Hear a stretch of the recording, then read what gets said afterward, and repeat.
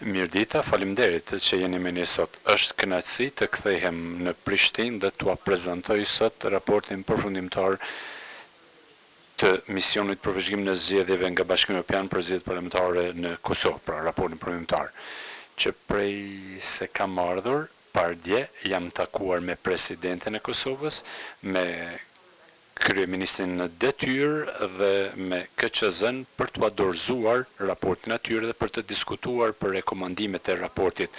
Në emër të misionit ton, më lini të falenderoj presidentin e Kosovës për ftesën e saj që të vëzhgojmë këto zgjedhje. Dua po ashtu të shpreh mirënjohjen time për qytetarët e Kosovës për dedikimin e tyre ndaj procesit demokratik i cili është i qartë.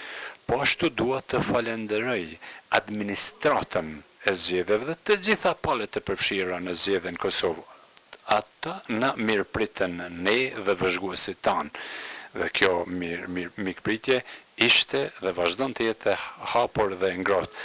Falenderoj ambasadorin Orav dhe zyrën e Bashkimit Evropian për bashkëpunimin e shkëlqyeshëm. Dua të shfrytëzoj këtë mundësi, t'ua përkujtoj të gjithëve se misioni ynë është plotësisht i pavarur në gjetjet e tij, përfshirë edhe nga institucionet e Bashkimit Evropian dhe nga shtetet anëtare të Bashkimit Evropian. Puna jonë në Kosovë ka filluar në fillim të janarit dhe ka vazhduar gjatë tërë procesit zgjedhor.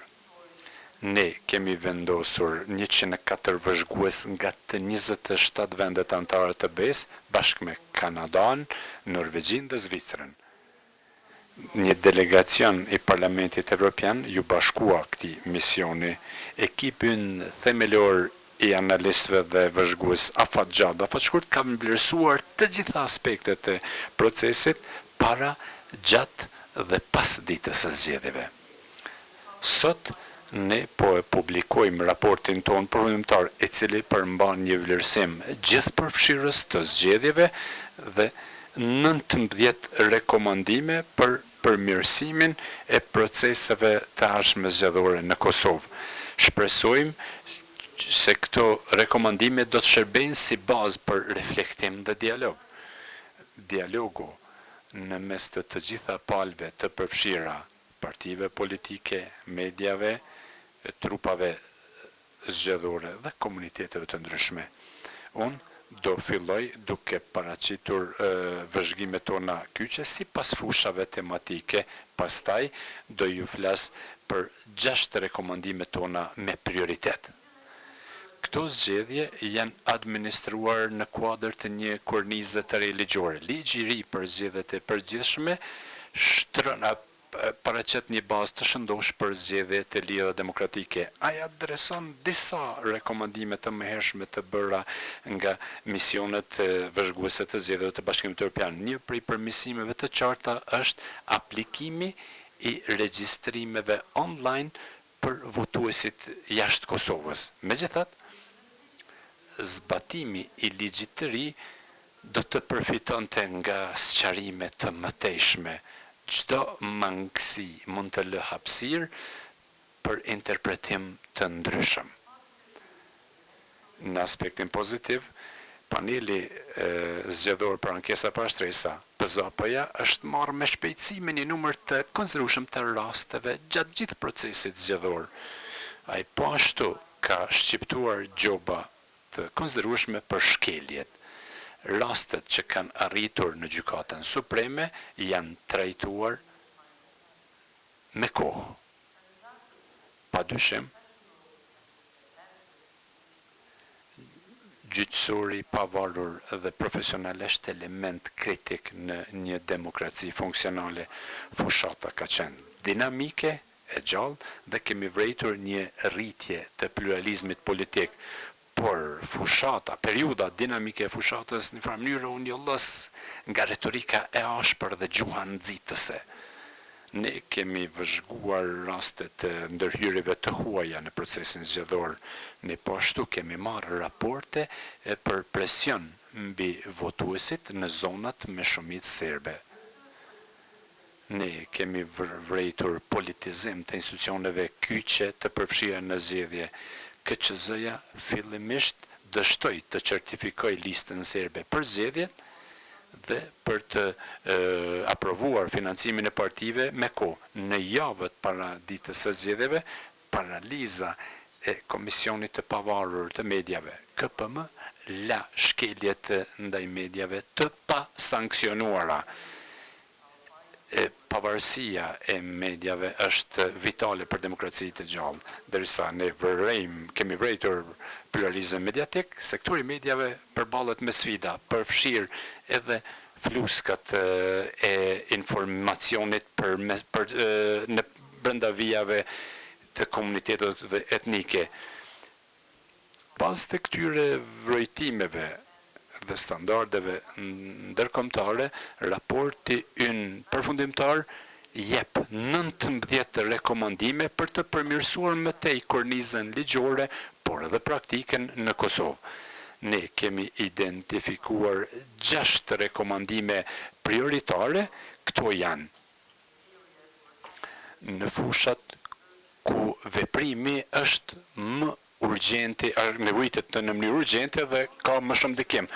Rekomandimet prioritare të misionit që nuk janë të listuara këtu sipas rëndësisë janë: e para, fuqizimi i masave mbrojtëse ligjore sa i përket anëtarëve dhe sjelljes së zyrtarëve të zgjedhjeve për të siguruar pa anshmërinë dhe pavarësinë e administratës së zgjedhjeve apo administrimit të zgjedhjeve. E dyta, të specifikohen më tej përgjegjësitë e Komisionit Qendror të Zgjedhjeve, Sekretariatit të KQZ-s dhe komisioneve komunale zgjedhore për të decentralizuar vendimarrjen e administrimit për zgjedhjet, kudo që është e duhur dhe të sigurohet efikasiteti dhe kohëshmëria e operacioneve të saj. Së treti, pra rekomandim tretë, të zhvillohet një auditim gjithëpërfshirës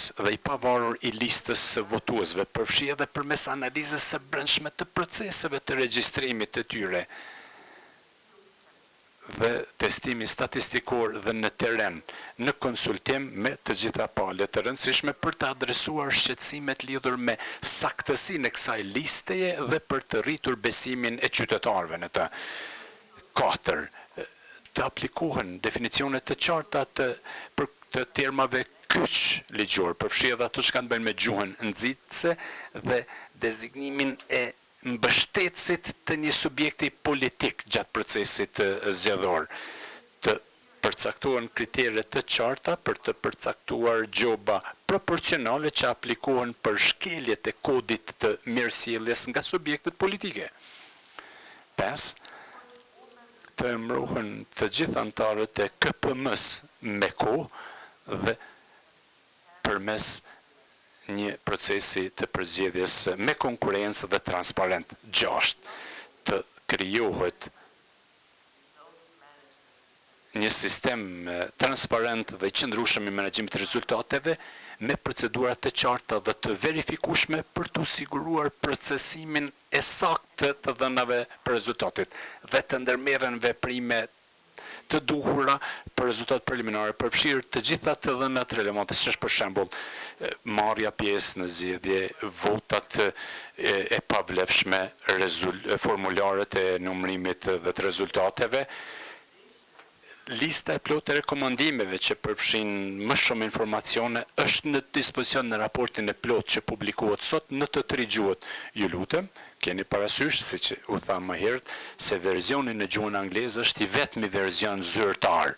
Unë kam besim se këto rekomandime do të analizohen me kujdes nga autoritetet relevante dhe palët në Kosovë.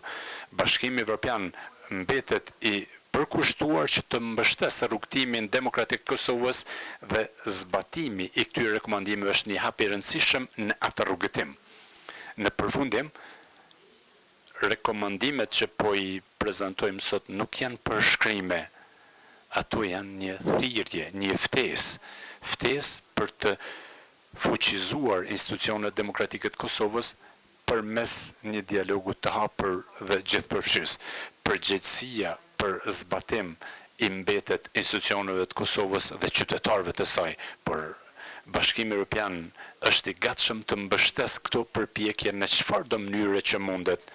Më lëni të përmbyll duke përsëritur falënderimin tim për të gjithë ata që kanë bashkëpunuar me misionin tonë në muajin e kaluar, partitë politike, shoqërinë civile, mediat, autoritetet zgjedhore dhe votuesit e Kosovës. Ka qenë nder të udhëheq këtë mision. Kam besim se puna që kemi bërë kontribuoj në mënyrë kuptim plote në të ardhmen demokratike të Kosovës. Se i përket ndërhyrjeve nga jashtë, unë i kam cekur ato edhe në konferencën e mëhershme me njerë pas zgjedhjeve. Në përgjithësi,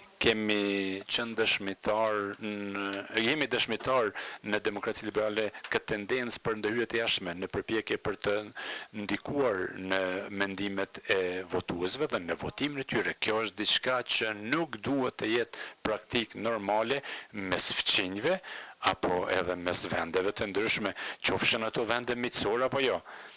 Po çfarë bëhet kundër tyre? Së pari të ekspozohen ato për ata që kanë dhe ne nuk hezituam që t'i paraqesim ato në raport, por unë po ashtu do t'i konsideroj ato si të dobishme. Që për shembull transmetuesi publik, radio dhe televizioni, programet në komunitetin jushëmis të përmisoheshin në mënyrë që votuesit nga të gjitha komunitetet e Kosovës do të mund të kenë qasje në informacione të rëndësishme në mënyrë më të mirë, pra më të përmirësuar.